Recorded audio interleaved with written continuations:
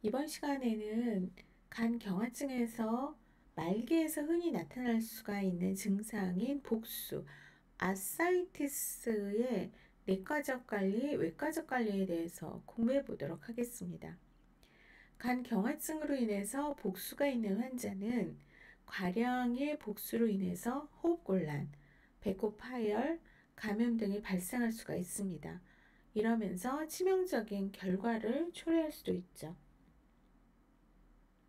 그렇다면 이 아사이티스에 대한 중재 목표는 키드니로부터 염분의 배출을 증진시키고 나트륨과 수분 섭취를 제한을 해줘야 돼요.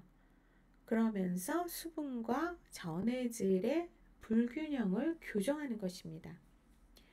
자, 그러면 내과적 관리를 보면 나트륨 배출에 손상을 주는 약물이 아스피린, 인도메탈신, 이런 게 인도메탈신 같은 경우도 엔세이드 계통이죠.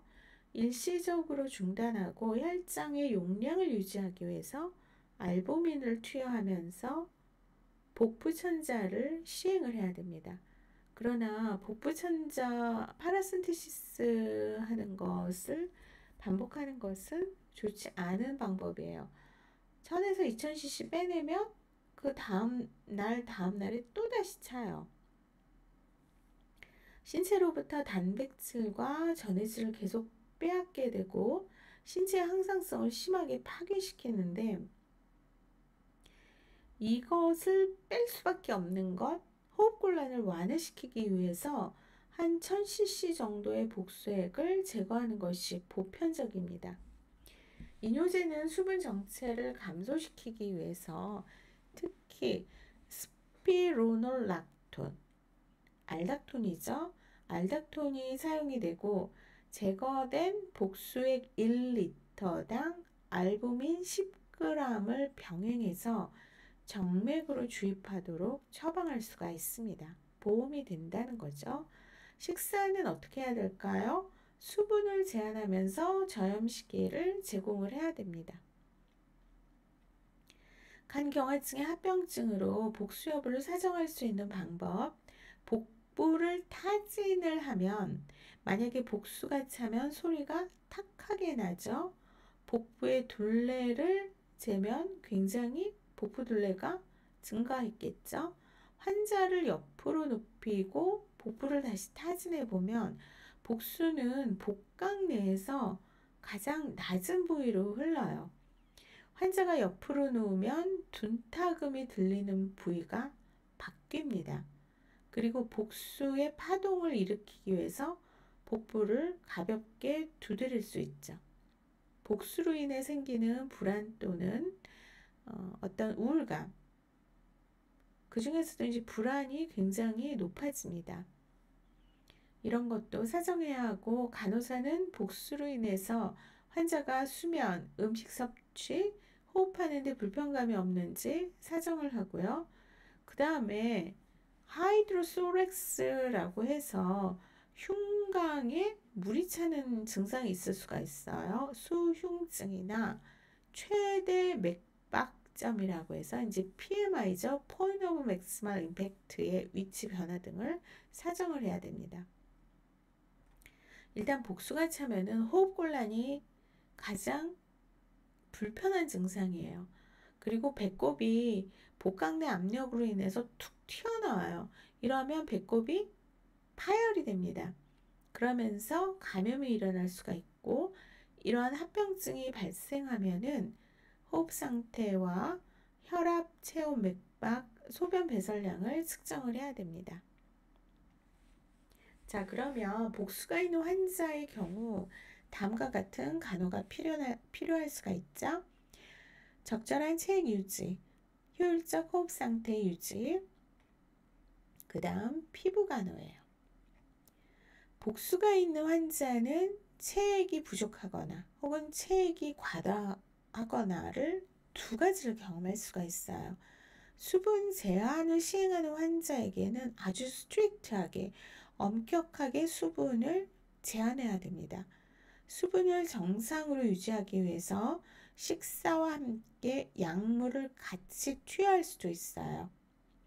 복부둘레는 매일 측정해야 되고 필요시 하루에 2번 이상 측정할 수도 있고 바디웨이트 데일리 체중 매일 측정해야 되죠.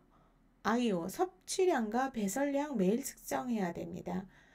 섭취량과 배설량은 같거나 배설량이 더 많아야 돼요. 아스피린은 프로스타글란딘 합성을 억제하고 콩팥에서 나트륨의 배설을 방해하기 때문에 피해야 됩니다.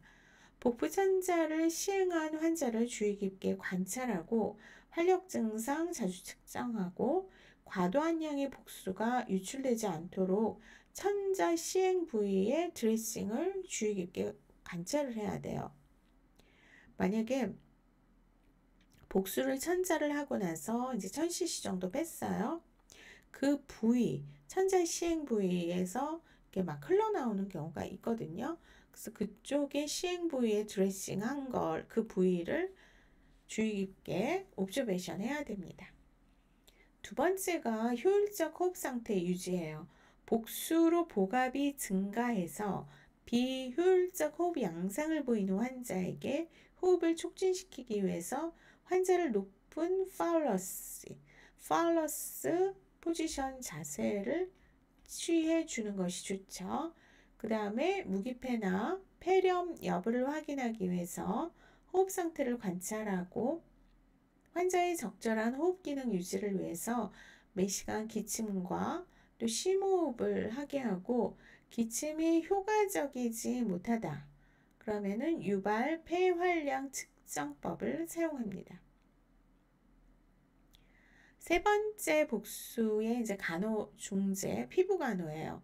자, 복수로 인한 피부 손상의 위험성이 있는 환자는 복부 팽만에 대한 적절한 지지를 해주면서 자주 체인지 포지션, 체위 변경을 해줘야 돼요. 환자가 침상 안정을 한다면 어떻게 해야 될까요? 에어 매트리스, 공기 침뇨를 사용해서 욕창을 예방하고 환자의 피부를 매일 주의 깊게 관찰하고 필요하다면 로션이나 크림을 발라줄 수 있습니다. 환자 교육 보면 이 복수의 진전을 늦추는 방법을 이해하도록 교육을 시켜야 돼요. 그래서 식이요법, 수분 제한, 가정간호의 필요성을 환자가 이해하도록 하고 모든 종류의 알코올 섭취를 금해한다는 것을 명심하도록 해야 됩니다. 자, 외과적 관리에서는 레벤션트나 덴버션트라고 하는 복강정맥 측로술을 시행할 수 있다는 것을 참고하시기를 바랍니다.